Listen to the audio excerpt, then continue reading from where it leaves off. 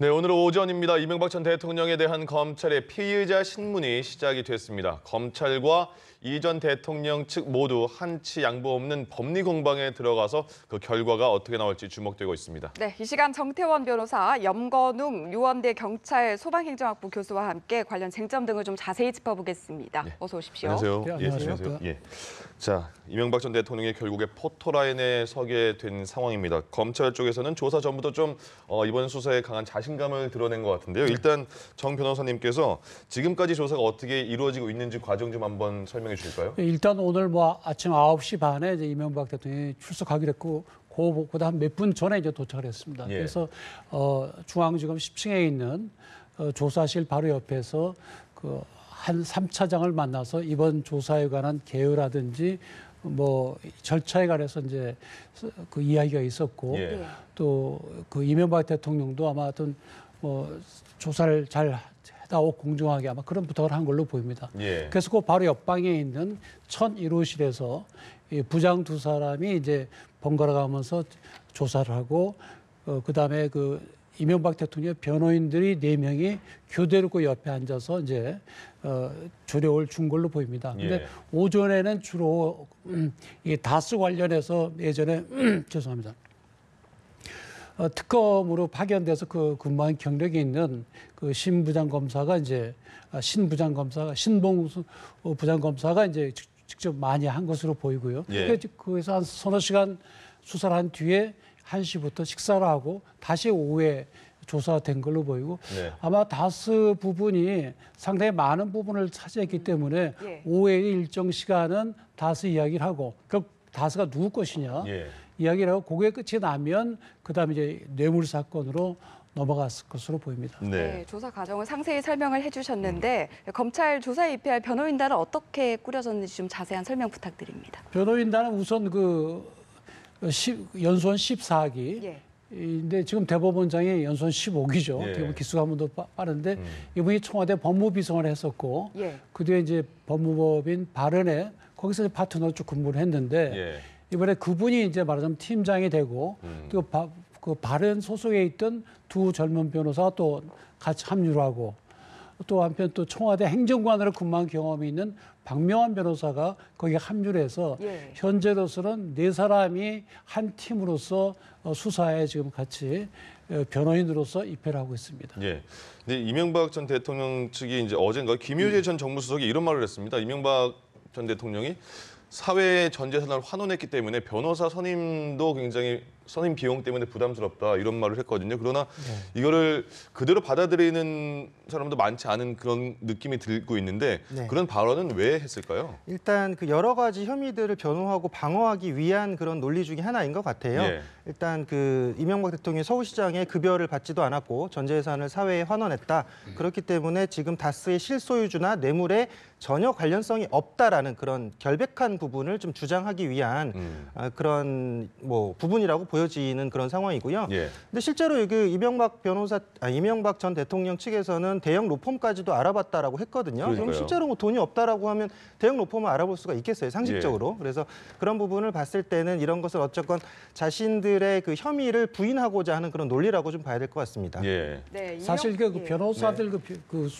수임할 때 특히 형사 사건의 경우는 주로 타임 차지, 그러니까 시간당 얼마로 이렇게 정해서 하거든요. 네. 예전에는 착수금이 있었고 성공보고서가 있었지만 이제는 성공보고서 없어지고 타임 차지라는데 그렇게 근데 변호사가 똑같은 게 아니고요. 예. 네.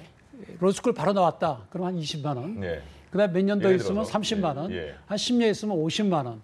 그다음에 지금 90만 원이라는 그 말씀하시는데 그 정도 되면 적어도 경력이 25년 이상 된 네. 그런 사람들을 얘기하는데 예. 네. 뭐 변호인들 전부 그런 상으로 하면은 돈이 좀 많이 들겠죠. 네. 근데 사실 젊고 또 유능한 사람들도 있기 때문에 돈이 없어서 못했다는 거는 조금 현실하고는 좀 안 맞는 것 같습니다. 예. 네, 이명박 전 대통령 측의 변호인단 구성이라든지 어떤 입장인지 좀 자세히 짚어봤고 그렇다면 검찰에서는 누가 나서는지 일단 특수통 부장검사 2명이 투입됐잖아요. 이 부분도 좀 자세히 짚어주시죠. 그렇습니다. 지금 사실 이명박 전 대통령에 대한 의혹의 핵심은 우리 누구나 다 그냥 우스갯소리처럼 하는 다스는 누구 것인가요? 네.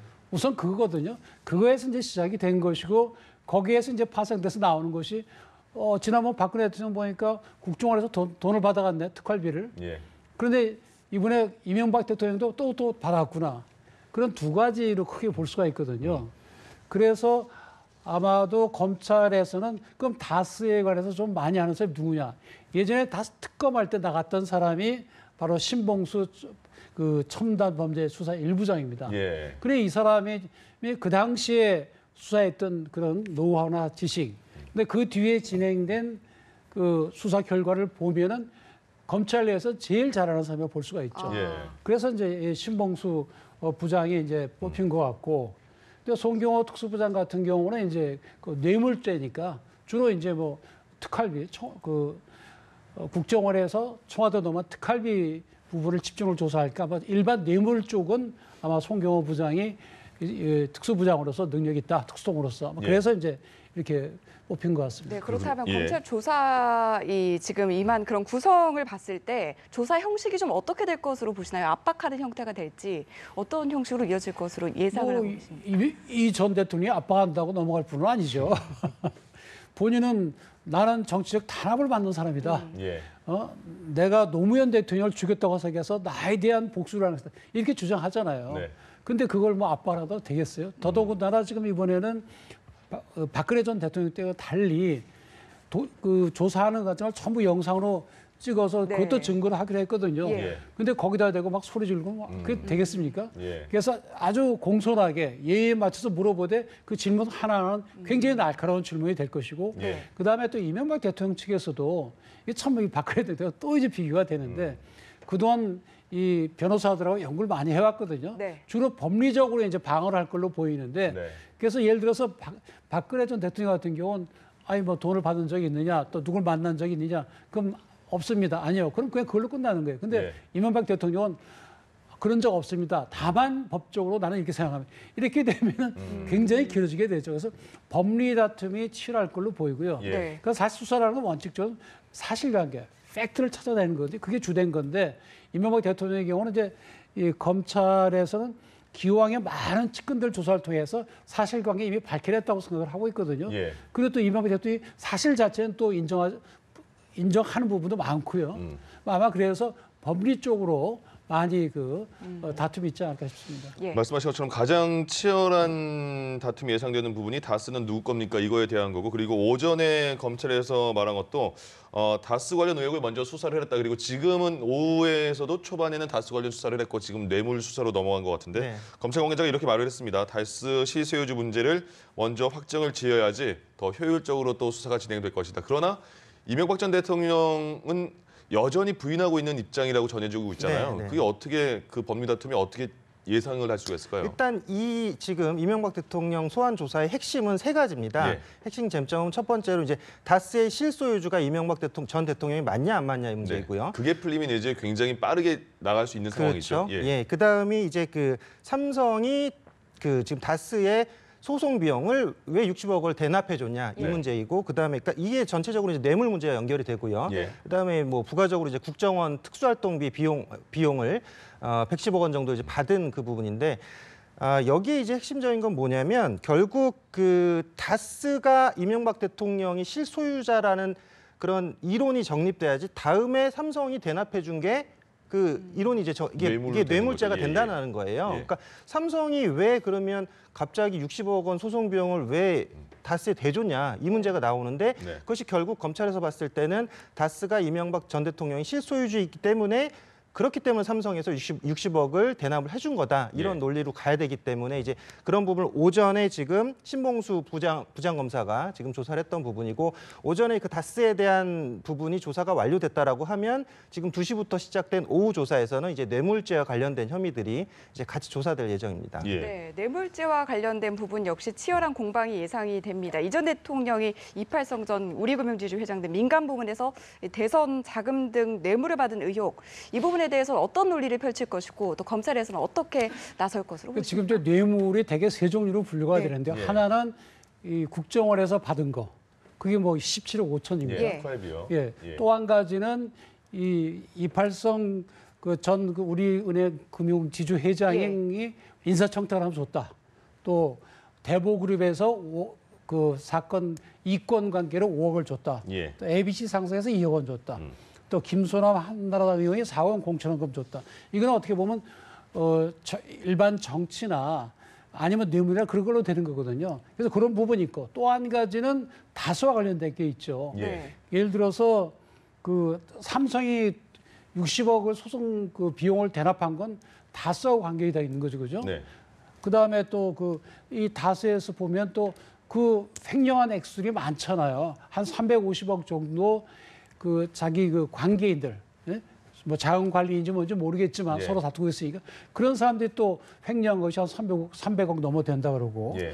또 비자금 조성한 게 또 몇백억 된다 그러고 또 BBK 사건으로 많은 사람들 피해가 생겼을 때 거기 압력을 넣어서 LA 초용사를 통해서 압력을 넣어서 김경률 씨가 스위스에 숨겨둔 140억을 다스만 찾아왔다는 거예요. 예. 다른 피해자는 그대로 있고. 예. 그렇습니다. 그렇게 이제 뇌물이 이렇게 뇌물 내주는 게 쪼개질 수가 있는데 만약에 다스가 이명박 대통령이 것이 아니라고 한다면 우선 삼성이 돈 준 게 이명박 대통령 아무 상관이 없죠. 예. 네. 나 뭐 회사에 돈 준 거 아니에요. 왜 줬는지 난 모른다. 내 거 아니니까. 그다음에 BBK 그 투자금 140억 찾아온 거. 그건 난 모른다. 아마 형님이 어떻게 했는지 내가 왜 나한테 물어봐 이렇게 되는 거고. 예. 그다음에 다스의 무슨 뭐 사장들이 다 횡령했다. 그 사람들 했으면 벌 받아야지. 나는 모른다. 나는 뭐 내 것도 아니고 지시한 바도 없고. 예. 이렇게 돼버리면 뭐 반 이상이 빠져나가죠. 그러니까 이 다스가 누구 거이가 굉장히 중요한 거예요. 그렇습니다. 그들에서. 아, 그러니까 예. 예, 말씀하십시오. 예, 그래서 네, 일단은 지금 현재 이 흐름을 좀 전체적으로 모르시는 분들이 있어서 좀 잠깐 네. 설명을 드릴게요. 네. 그러니까 이게 2007년에 이미 논란이 됐던 문제입니다. 이명박 대통령이 그 당시에 이제 대선 후보였을 때 박근혜 후보와 같이 이제 박근혜 후보 측에서 이제 터뜨렸던 문제였죠. 다스 실소유주가 이명박 전 대통령이다. 이런 문제가 나왔던 상황에서 예. 그 흐름이 쭉 이어져 왔는데 결국 이제 도곡동 땅이 이제 문제가 되는 것이 도곡동 땅이 처음에 1985년에 8필지를 사고 추가로 3필지를 사서 11필지를 샀는데 네. 그게 이제 16억 원에 샀어요. 근데 이제 1995년에 포스코 개발에 매각을 할 때 그게 263억 원에 매각이 됐거든요. 예. 그러니까 이 부분에 있어서 결국은 이 돈이 다시 또 BBK로 흘러 들어갔다라는 것이고 BBK에서 지금 이제 BBK와 이명박 전 대통령 측에 소송이 들어갔을 때 그 부분에서 이제 160억을 돌려받아야 되는데 예. 이 부분에서 삼성이 60억 소송 비용을 대줬다 이런 문제로 이제 흘러가는 그런 상황이거든요. 예. 예, 그래서 그 이후에 결국은 지금 작년에 2017년도에 지금 BBK 투자자들이 다시 지금 그 소송을 제기한 그런 상태여서 검찰이 수사를 하던 상황에서 올해 1월 25일에 영포빌딩에서 청와대 문건이 압수됩니다. 네. 거기서 이제 핵심적인 그 청와대 진본 문서들이 나오는 그런 상황이고 그 문서들의 결국은 그 BH라고 그러니까 블루하우스라고 이제 청와대를 지칭하는 거죠. 네. 거기에다가 또 다스라는 용어가 적힌 그런 상자가 40개가 나왔고 결국 이것이 지금 이명박 대통령이 결국 다스의 실소유주다라는 그런 부분이 입증되는 어느 정도 서류가 발견됐던 그런 상황이거든요. 예. 예, 그래서 그런 과정에서 지금 조사가 이루어지고 있는데 거기에 이제 청계재단의 이병모 국장 같은 경우 그 이병모 국장이 차량을 압수수색했더니 지금 이 다스의 실소유주와 관련한 외장 카드가 또 압수된 그런 상황이어서 그런 예. 지금 수사 상황이 진행되고 있습니다. 그러니까 다스의 실소유주 문제에 대해서 검찰은 굉장히 많은 자료를 확보하고 있다 이렇게 알려지고 네. 있잖아요. 그래서 다스 도곡동부터 다스, BBK 이렇게 연관된 거를 알려면 너무 복잡해서 좀 공부가 더 필요한 것 같다는 생각이 듭니다. 지금 상황에서 이상득 전 의원은 2번 소환이 됐습니다, 검찰에. 네. 그리고 거기서 말을 한 게 금품 수수 사실은 인정했으나 이명박 전 대통령과는 무관한 정치 자금이었다. 이렇게 정치 자금 쪽으로 좀 몰고 가는 느낌이 있는데 예. 정치 자금으로 몰고 가는 그 의도가 뭡니까? 그러니까 이상득 전 의원 얘기로는 그래 돈 받은 거 맞는데 그거는 그때 대선 때 쓴 것이다. 그다음에 이거는 내가 관리한 것이고 예. 이명박 대통령은 아무 상관도 없는 거다. 내가 받았고 말하자면 그게 범죄가 된다면 내가 죄인이다. 그러면서 정치자금법을 이용하는 이유는 정치자금법 위반은 공소시효가 7년이거든요. 그 지나서 그런 그러니까 건가요? 2007년도, 2008년도 같으면 지금이 2018년이잖아요. 이미 지나버렸죠. 음. 근데 그렇다 하더라도 만약에 이것이 이명박 대통령과 관계가 있다면 우리 그 헌법재판소에 의하면 대통령으로 재직하는 동안 공소시효 중단되는 거거든요. 예. 그러니까 이명박 대통령이라면 정치자금법이 됐건 뇌물이 됐건 처벌받는 건 맞는데 네. 지금 이렇게 이상득 의원처럼 이거는 대통령 관계 없는 거다. 내가 다 한 거다. 예. 네. 그럼 이상득 의원도 처벌 안 받고 이명박 대통령도 처벌 안 받고 그게 이제 전략으로 내세우는 건데 이제 검찰이 그걸 또 그냥 수용할 리는 없고 예. 거기에 대한 반박되는 걸 또 준비를 하겠죠. 그렇군요. 네, 뭐 이상득 전 의원도 그렇고 이 전 대통령 혐의에 가족들이 좀 다수 연관이 돼 있는데 이렇게 많은 가족들이 좀 대통령의 혐의에 직접적으로 연관된 그 과거의 전례가 있는지도 좀 그런 궁금하거든요. 경우는 거의 없죠. 이거는 왜 그런가 하면 다스라는 회사를 중심에서 움직이고 또 정치인은 또 형인 또 이상득 씨가 관여돼 예. 있고 그렇기 때문에 만약 이것이 범죄라면 온 가족이 다 범죄 집단처럼 되는 이런 특성을 가지고 있죠. 예. 네, 그리고 전반적으로 봤을 때 일단 저희가 여러 가지 혐의 쟁점들을 좀 차근차근 짚어보고 있는데 우리에게 알려진 것 말고 숨겨둔 카드를 두고 검찰이 좀 압박할 이런 가능성 등은 어떻게 보십니까? 그러니까 지금 이 수사에서 핵심은 범죄 구성 요건을 찾는 것이거든요. 예. 그러니까 그 이명박 대통령이 다스의 실소유주의냐의 여부인데 이 부분에 있어서 이명박 대통령이 다스의 지분을 갖고 있는 게 0%입니다. 아무것도 없다는 얘기죠. 실제적으로 뭐 그 처남이었던 그 김재정 씨가 한 49% 정도를 갖고 있고 지금 회장으로 되어 있는 그 이상은 회장, 그러니까 이명박 전 대통령의 형이죠. 47% 정도 갖고 있고 이명박 대통령의 후원 회장이 4% 정도를 갖고 있어서 사실 황금 비율로 나눠놨죠. 이 4%가 좌우로 움직일 수 있게 이렇게 예. 해놓은 상태인데 결국은 그 지금 자금 흐름의 핵심은 이제 주식을 누가 갖고 있냐의 문제인데 그 이명박 대통령은 지금 아무것도 안 갖고 있는 그런 상황이라는 거죠. 예. 그래서 이런 부분을 확인하기 위해서 아까 말씀드렸듯이 영포빌딩에서 확보된 그런 문건들 예. 그리고 지금 측근들을 소환해서 나온 그런 진술들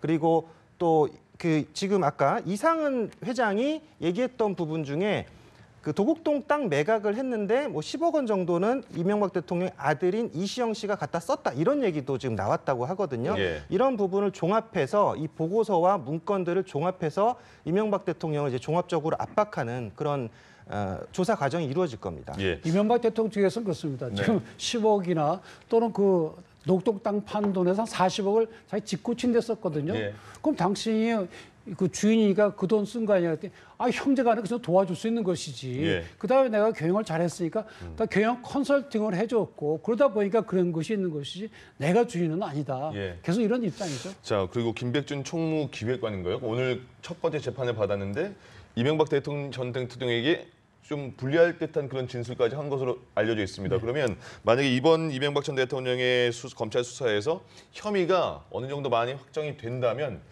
어느 정도 처벌을 받는 겁니까? 우선 뇌물죄가 문제가 되는데요. 예. 우리 특가법에 의하면 1억 이상을 받으면 무기 또는 10년 이상입니다. 예. 예. 근데 지금 1억이 아니라 뭐 예, 100억까지 엄청나죠. 나오잖아요. 뭐 이렇다 그러면은 그 무기 또는 10년 이상이니까 최하 10년, 최고 무기. 예. 그러면 박근혜 대통령의 경우에 25년인가 받았잖아요. 30년 받았죠. 예. 예. 그다음에 최순실이 25년. 예. 그러면 이명박 전 대통령의 경우에도 뭐 성격은 조금 다르지만 액수로만 보면은 뭐 20년까지도 나올 수 있고 뭐 적어도 10년 이상은 나온다고 봐야 되는 거죠. 예. 네, 형량 여부 좀 저희가 짚어봤고 이 전 대통령에 대해서 이제 구속영장 청구가 불가피하다 이런 게 검찰 내 중론으로 지금 알려지고 있는데 예. 검찰의 결정은 조사 뒤에 언제쯤 결정이 될지 그리고 청구 가능성까지 좀 짚어주신다면 어떨까요? 네. 오늘 그 지금 조사가 오전 9시 반부터 출두한 이후부터 지금 이어지고 있는데 전 대통령들 소환됐던 그 시간들, 소환돼서 조사받은 시간을 보면 최장 시간이 이제 박근혜 대통령이었죠. 예. 21시간 30분 조사를 받았는데 그때 당시에는 이제 영상 기록을 남기지 않았고 또 속기도 하지 않았기 때문에 조서를 확인하는 데만 7시간이 걸렸었거든요. 근데 이번에는 일단 영상 녹화도 하고 바로 속기로 기록을 하기 때문에 조서 확인 시간이 좀 줄어들 걸로 보이는데 다만 혐의 부분이 20가지가 이미 있기 때문에 네. 핵심 혐의만 20가지이기 때문에 조사하는 시간 자체가 길어질 겁니다. 그래서 아마 자정을 넘기지 않을까라는 생각이 좀 들고요. 예. 자정을 넘기게 되면 검찰이 이제 조사를 할 수가 없고 그 부분은 이제 이명박 대통령 측의 변호인단과 이제 동의를 받아야 됩니다. 근데 이명박 대통령 입장에서는 만약에 오늘 넘겨서 자신은 조사를 안 받겠다. 그럼 다음에 출두하겠다. 이런 입장은 사실 아닐 거거든요. 예. 다음에 재출두하는 건 굉장히 부담스럽기 때문에 예. 오늘 결국은 이 조사를 마치려고 할 겁니다. 그래서 아마 밤샘 조사가 이어질 것으로 예상이 되고 있고요.